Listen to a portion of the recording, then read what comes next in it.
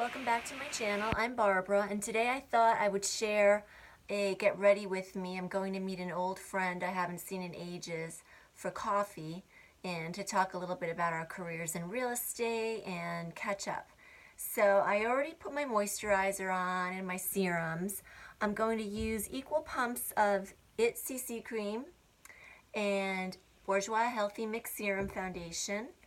I've been enjoying this combination quite a bit. I get the redness neutralization and the SPF from the IT, as well as just a nice finish from the Bourjois, and it's a nice combination. The IT CC cream is really it's several items in one. Is the way they market it. It's got SPF, it's got good for your skin ingredients, some moisturizer, it's got finish. I can even wear it as a foundation, and I certainly have many times over. If you see me looking away from the camera, it's because I'm just looking in the mirror to make sure I'm getting everything covered. And there. My rosacea has been flaring quite a bit, so I find it does tone down the redness nicely. And this combination just gives a nice, it's a little shiny right now, but as it dries it'll be less so. So I really like that. I wanted to talk a little bit about my autoimmune disease. I know that it just seems like more and more people are being diagnosed or, you know, coming out and talking about it on YouTube and other social media outlets. There's becoming more and more information that's available about it, which is great. And for those of you that aren't familiar, autoimmune disease can be, it's sort of an umbrella. It's a catch-all for any kind of situation where one of your organs is attacking your body. So mine started for me back in, well, when I turned 30, I developed an eye disease called uveitis, which can be very serious if left untreated. And fortunately, living in Connecticut on the East Coast, I was so close to New York City, and I found at that time one of the few specialists in the country. And it took about a year, but he got it under control into remission, which was terrific. And I've got a good team of doctors here in Connecticut. But I was pretty good. I've always been watched for lupus and that sort of thing. I've always had high inflammatory markers in my blood for years. And that's one way they look at autoimmune diseases and try to figure out what's wrong. It's usually what's in your blood and clinical. What are your symptoms? And for many years after that, I think because I was active, I exercised a lot, I took more or less pretty good care of myself. I ate semi-healthy, a standard American diet, which is also known as the SAD diet, S-A-D, Standard American Diet. I thought I was taking good care of myself, but I was always watched by my regular doctor for lupus because we knew that my ANAs were high and other markers in my blood. And then a couple of years ago, we had bought a house. The house needed a lot of renovations. I'm actually going to use my Anastasia contour kit in light medium for my shadows today. I haven't used this in a long time, so I'm going to talk and share with you what I'm using as I go along. But anyway, we had bought a house. We did a lot of work on the house, and even though we had contractors doing the majority of the work, Frank and I each had to put a lot of work into the house, especially me because I was finishing furniture and doing a lot of kind of creative things around the house, refinishing fixtures. I repinned the chandelier, the crystal chandelier. I did all that by hand. I didn't know what I was doing. I had to watch a lot of YouTube videos to get in tutorials on how to do it, but I did it. Anyway, we were doing a lot of work, and I was trying to get started with real estate at the time and teaching a lot of spinning. I was working out intensely, several classes a week, most of which I participated in 100% hard at the high level of my RPMs for my age and weight and all of that, gender, and then lots of resistance. And then I was doing weight training, cross training. So I was really fit, but I was burning it at both ends, admittedly. And around the summer of 2015, I started feeling, I was having some sciatica issues, I didn't feel right. I was really run down, but I thought, well, you know, push through. And it wasn't getting better. I went to the chiropractor and it seemed to get worse. I started going to PT. We have a PT person that we've used for years, a friend of my husband's. And I noticed one day that wasn't really getting, I had a little bit of relief, but it wasn't really going away. And then my knee started swelling, one of my knees, for no reason at all. I hadn't injured it, nothing.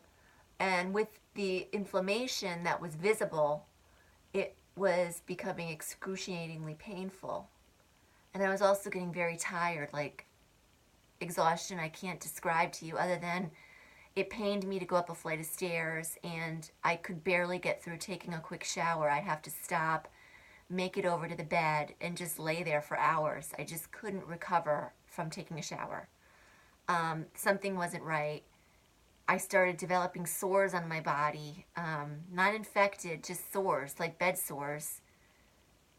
Soft tissue areas like on my hand were swelling and just becoming extremely painful.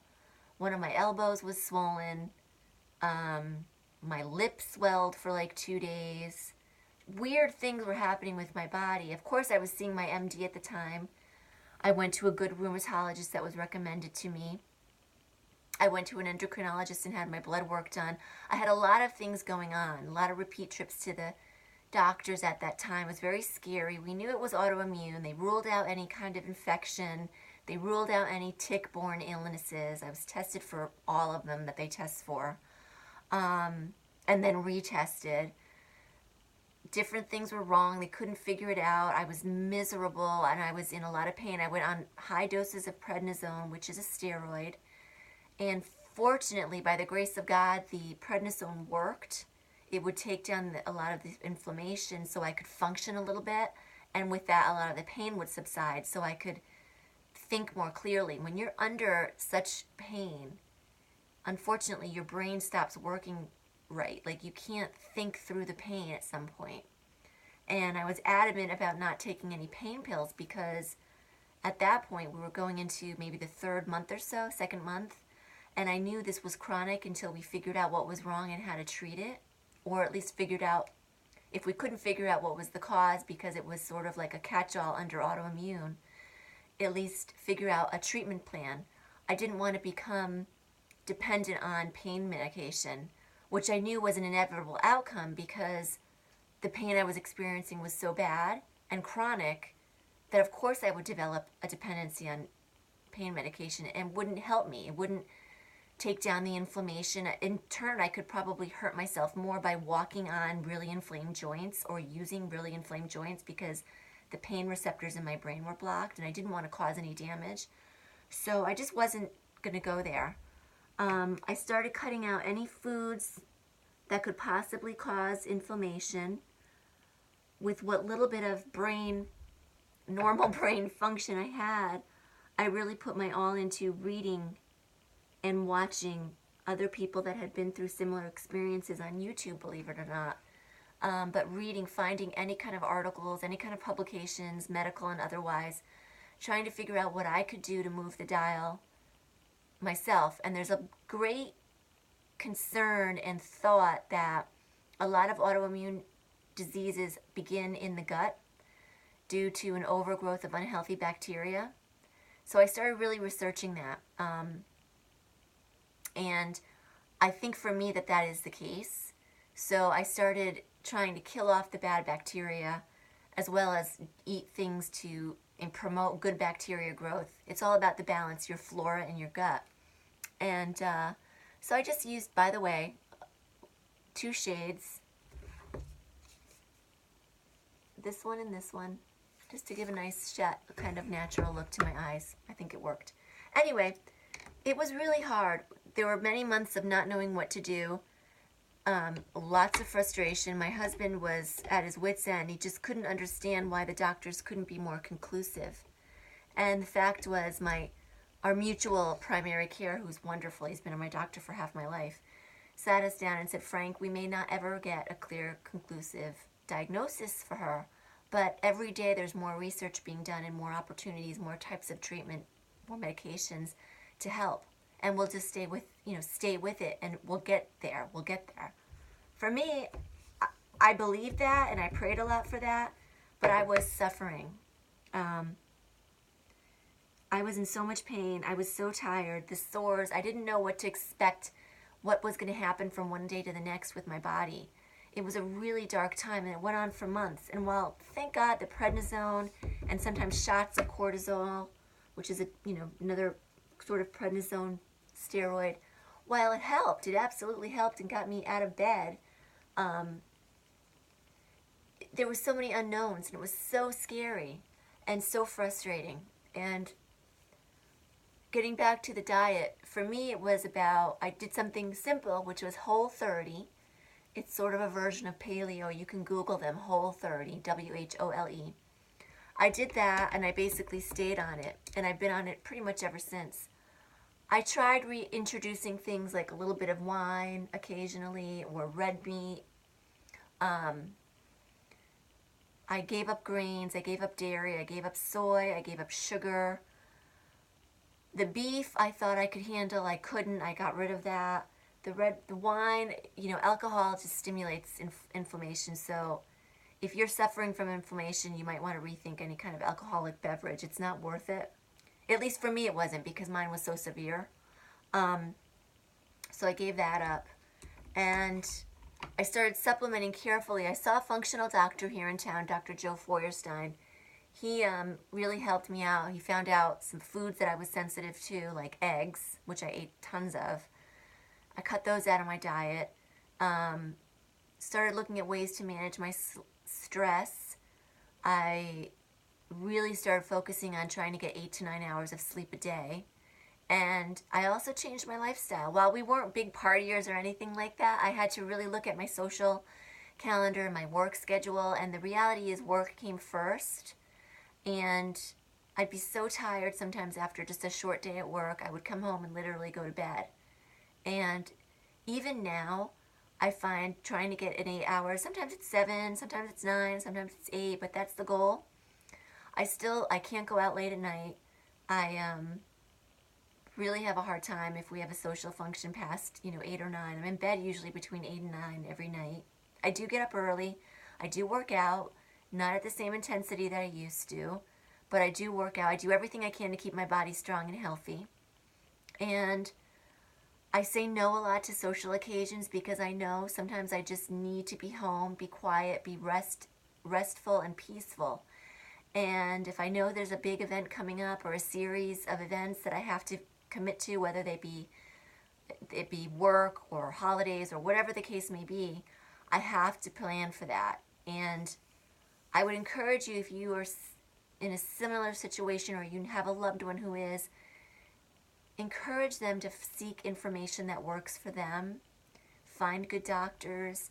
If you don't like the way doctors are handling your case and they're not working with you, find another doctor. There are plenty of doctors, and it's very hard with autoimmune problems specifically because so many specialists aren't necessarily specialized in autoimmune diseases.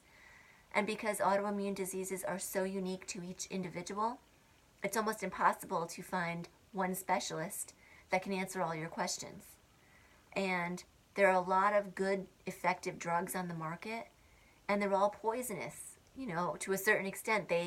You have to weigh out what is going to benefit me and what are the risks.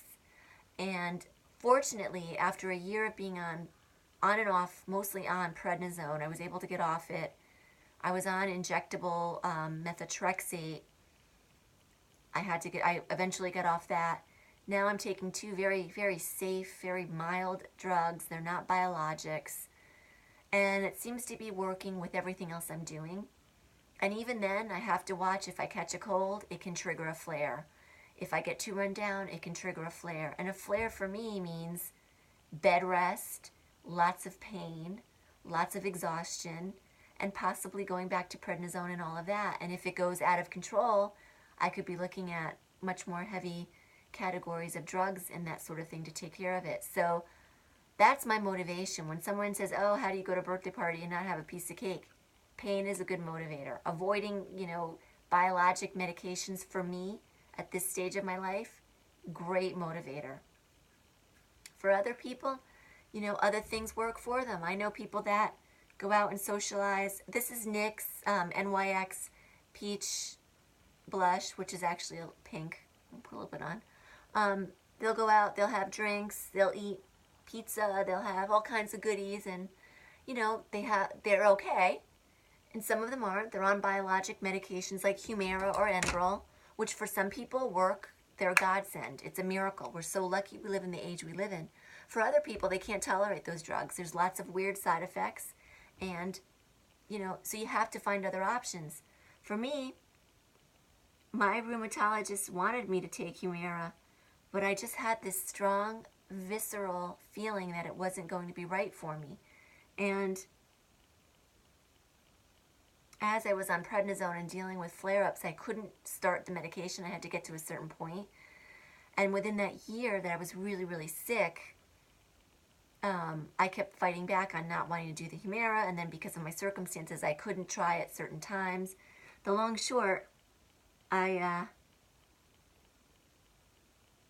started to find some relief. I had had some minor surgery for an unrelated matter, and as a precaution, I had to go on a strong antibiotic, after the surgery, and my symptoms started going away, and I was in a flare at the time, so I started improving after that. So Humira wasn't an option. I was improving.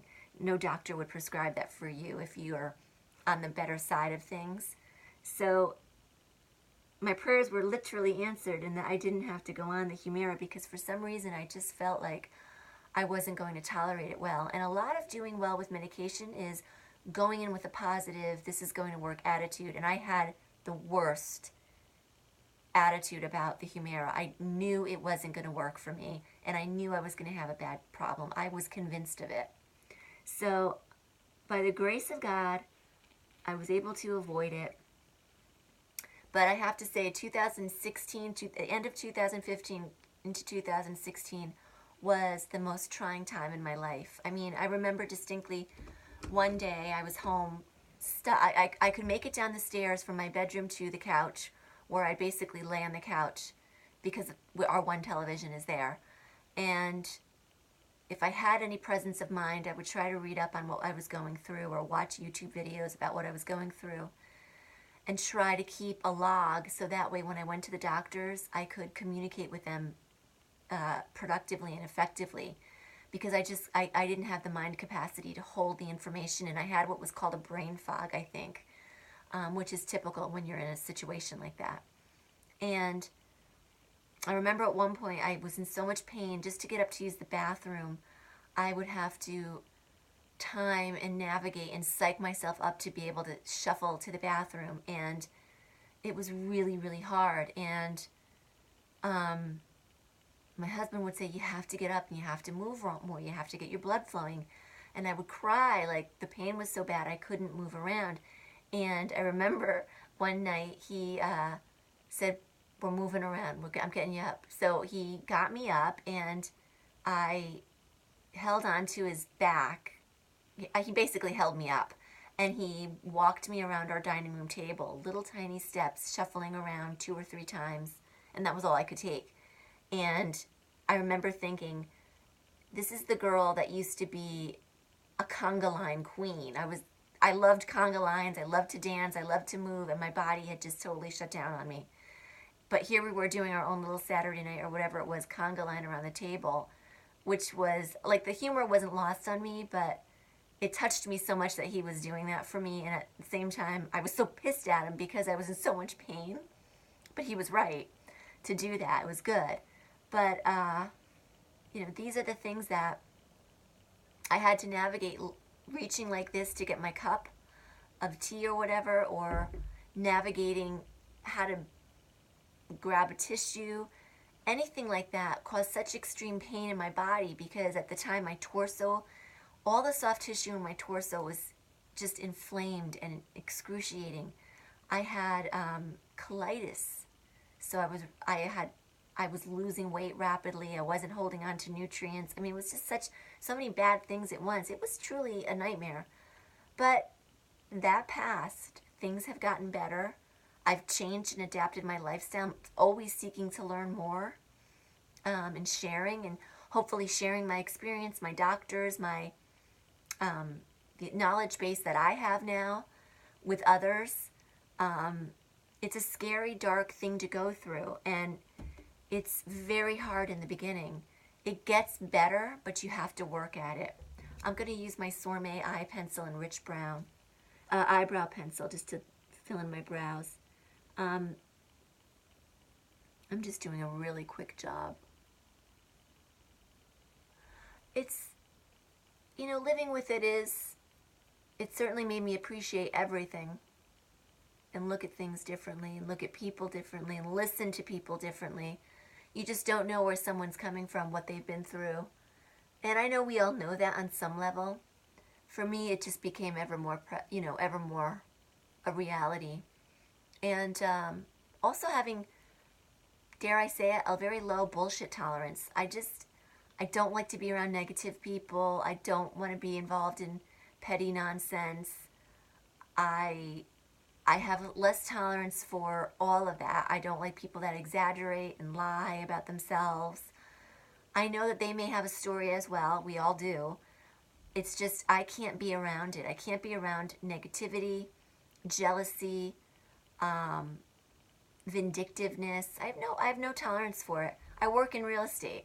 And there are a lot of wonderful people I've met in real estate, realtors, and there are a lot of backstabbing, nasty, disgusting people that would probably screw their mother over for $1. So I've learned I don't need to be around any of that, and I can walk away from it pretty darn fast. And I have no problem calling people out on it either. That might also have a little bit to do with age. With age comes wisdom and I guess confidence.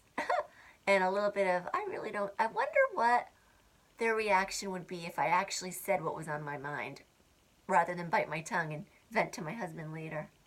So, I don't know. I'm kind of going around in circles, but I'm just saying that when you go through a life-changing experience like that, you can walk away bitter and, you know, mourning the loss of what you don't have anymore, or you can try to embrace new things and new interests and be positive and try to be grateful every day for what you do have. And believe me, I am. I try to find something to be grateful for every day. It's usually several things, but I try to find something different or something new. Try to keep my eyes open for what the blessings are that are coming at me. And I would encourage you to try that, because you might be surprised pleasantly at how great things are looking up for you, even on a bad day. You may discover something like, oh my God, this is so terrific. How did I not realize that before? And that happens sometimes to me. I'm just curling my eyelashes quickly. I don't know if I'm out of the frame. But it's true. If you don't have your health, you have nothing. And you can't have anything without your health. So we only have the one life that we know of on earth. You have to make the most of it. And for me, it's all about eating right, sleeping right, good quality people in my life, petty nonsense away, negativity away. Looks like I need a little concealer. And delighting in the little things. This is my Garnier rollerball. I'm going to do a favorites video, I think, on Thursday. Favorites for January. This is probably going to be one of them. Oh, I should let this set up a little bit, but I'm kind of in a rush. So what I do with this is I'm just patting it in with my ring finger, which is your most gentle finger, your weakest finger on your hand. And I'm really keeping it in this area where I'm darkest, and then just kind of feathering it out with my finger. That's it. There we go. A little bit of mascara.